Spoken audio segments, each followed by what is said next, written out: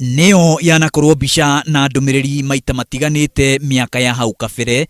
Arimu a guku bururiini magomete makienda mongererwo mishara na marihi mangi. Usilale, bado mapambano, mapambano, mapambano, bado mapambano.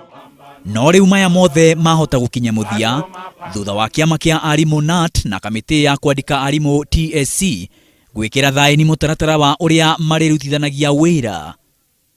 Mutaratara-ini ucio TSC ni itikirite kuhingia marihi ma arimu o hamwe na kuhaicia ngathi arimu aria magiriire gukinyagia mweri wa 7 mwaka ukite.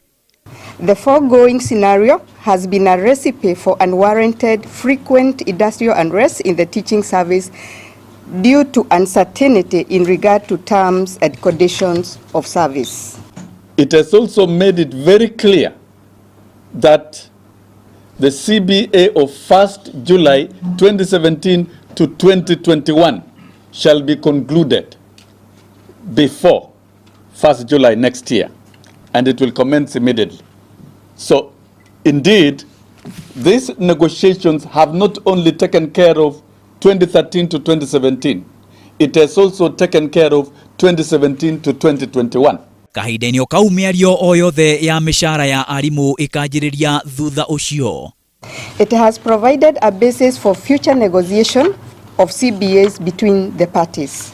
And I want to thank the Teacher Service Commission for openly engaging with us on this, especially when we both mutually agreed to work determinedly to restore harmonious industrial relations, which is what we desire as teachers.